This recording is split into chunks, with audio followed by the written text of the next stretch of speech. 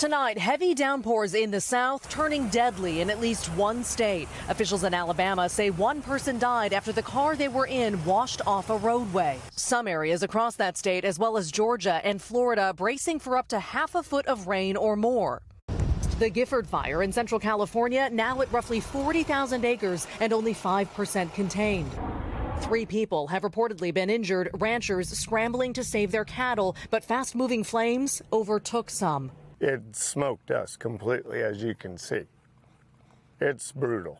Evacuation orders issued and states of emergency declared from California to Utah to Arizona, but it's Canada's wildfires that are blanketing the eastern half of the U.S. with smoke. On social media, videos showing hazy skies. So all of these areas that used to be, safe are no longer safe. Minnesota's air quality alert lasting a week, its longest in history. In Chicago, Cubs fans and Lollapalooza attendees are braving the outdoors days after the city clocked the worst air quality in the world, with experts calling it officially dangerous.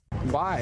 Why do we continuously have to deal with this? This week has just been hazy, a lot of haze. This summer of severe weather sparing no corner of the country. New Jersey and New York even rattled by a magnitude 3.0 earthquake Saturday.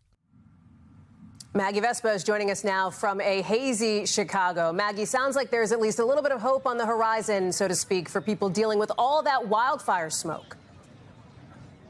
Yeah, Hallie, it definitely is. Basically, in much of the upper Midwest where we are and Northeast, this smoke should clear out midweek. And more specifically, in at least 10 states, those air quality alerts, those should start to expire after tomorrow. Hallie. We thank you for watching, and remember, stay updated on breaking news and top stories on the NBC News app or watch live on our YouTube channel.